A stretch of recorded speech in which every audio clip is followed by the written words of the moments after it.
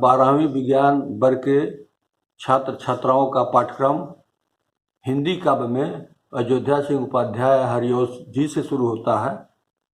यहाँ से आपको संस्कृतनिष्ठ खड़ी बोली के दर्शन मिलेंगे, अर्थात संस्कृतनिष्ठ खड़ी बोली काव्य पढ़ना पड़ेगा। अब तक पिछली कक्षा में आपने ब्रज भाषा, अवधी भाषा और निर्गुण भाषा का अध्ययन किया था। अब उस सबसे परे होकर 12वीं में आपको खड़ी बोली में ही काव्य पाठ पढ़ना है और उसको जानना है और समझना है। तो इसकी शुरुआत होती है अयोध्या सिंह उपाध्याय और हरिवंश से, और इनकी कविता है पवन दूतिका, जो इनके हरिवंश जी के महाकाव्य प्रिय प्रवास से ली गई है, उद्धृत की गई है, अवतरित किए गए हैं। इसमें वियोगिनी राधा जी की मार्मिक व्यंजना प्रस्तुत हुई है।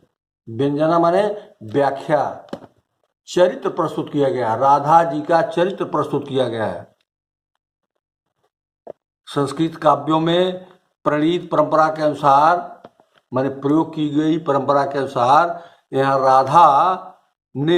राधा जी को जानते ही होंगे आपको, कृष्ण की अनन्य प्रेमिका। तो राधा जी ने पवन को स्त्रीलिंग, पवन स्त्रीलिंग है ही, पवन को अपनी दूतिका बनाकर, संदेशवाहिका बनाकर कृष्ण के पास भेजती हैं। यहाँ एक ओर तो राधा के उदात्त चरित्र दिखाई देते हैं, तो दूसरी ओर कृष्ण के सम्मुख या सामने वो अपनी विरह विदग्ध स्थिति को प्रकट करने के लिए सटीक उपमान विधानों का चित्रण भी करती हैं। राधा का चित्रण, राधा की प्रस्तुति, राधा का रूप यहाँ एक आधुनिक नारी के रूप में प्रस्तुत है। अब मैं काव्य पाठ करता हूँ, उसको ध्यान से सुनना। बैठी खिन्ना एक दिवस वे गेह में थी अकेली, आके आंसू दृग जुगल में थे धरा को भिगोते। आई धीरे इस सदन में पुष्प सदगंध कोले, प्रातः वाली सुपवन इसी काल वातायनों से। अब मैं इसकी व्याख्या कर रहा हूँ, सुनिएगा। बैठी खिन्ना एक दिवस, खिन्ना माने दुखी, यक माने एक, दिवस माने दिन, गेह माने घर। अब पूरा अर्थ बता रहे हैं। एक दिन राधा जी अपने घर में अकेली बैठी हुई थी, ठीक है। आके आंसू दृज गुगल में धे धरा को भिगोते। उनकी दृग माने आंख, युगल माने दोनों, उनकी दोनों आंखों में आंसू, उनकी दोनों आंखों से आंसू निकल रहे थे, जो पृथ्वी को, धरा माने पृथ्वी को भिगोते अर्थात गीला कर रहे थे। उनकी आंखों से आंसू निकल कर पृथ्वी को गीला करते जा रहे थे, गीला कर रहे थे। तभी आई धीरे इस सदन में पुष्प सदगंध कोले।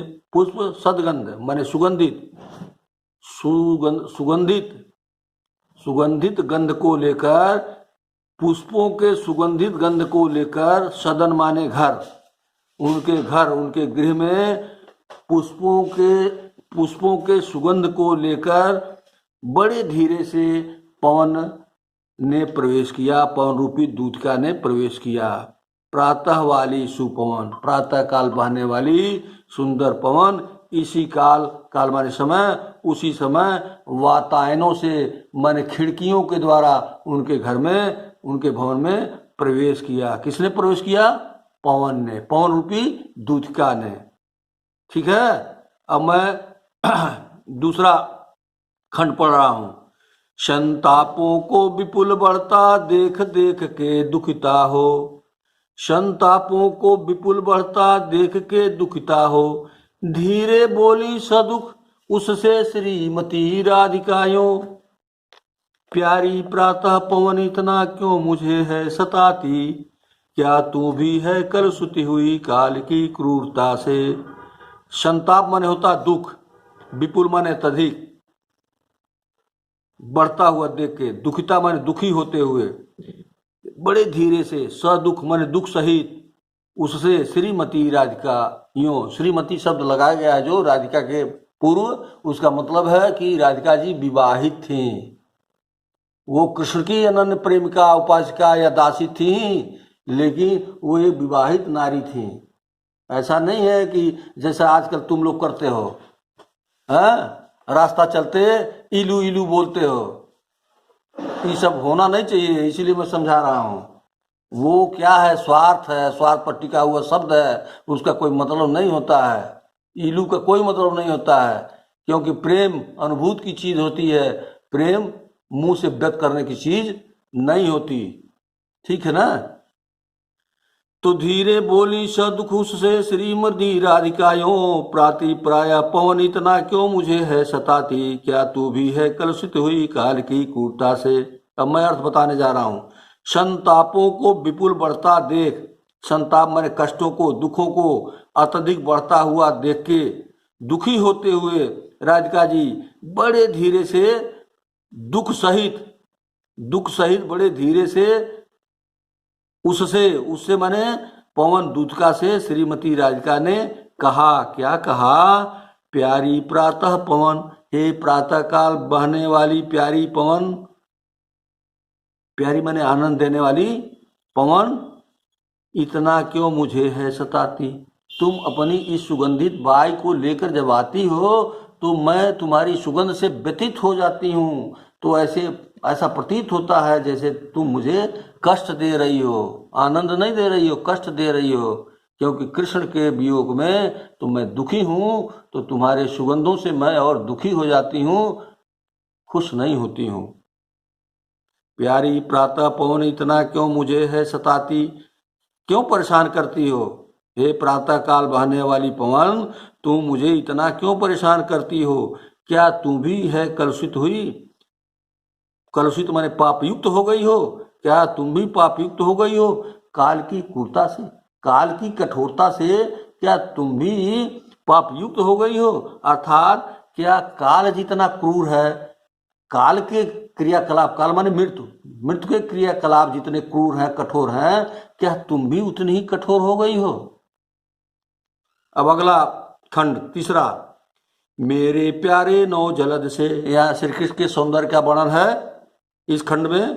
कहती हैं राधिका जी, मेरे प्यारे, प्यारे माने श्री कृष्ण जी, हो जाए तो बता दीजिएगा। मेरे प्यारे नौ जलद से, प्यारे माने श्री कृष्ण जी, मेरे प्रीतम श्री कृष्ण जी नौ जलद से, नौ माने एक नए, जलद माने बादल के टुकड़े के समान, एक नए बादल के टुकड़े के समान, कंज से नेत्र वाले और कमल जैसी आंखों वाले हैं। जाके आए न मधुवन से, यहाँ मधुवन माने मथुरा, जो मथुरा जाकर फिर लौटकर नहीं आए, और न भेजा संदेशा, और न ही हमारे लिए कोई संदेश ही उन्होंने भेजा, और न भेजा संदेशा।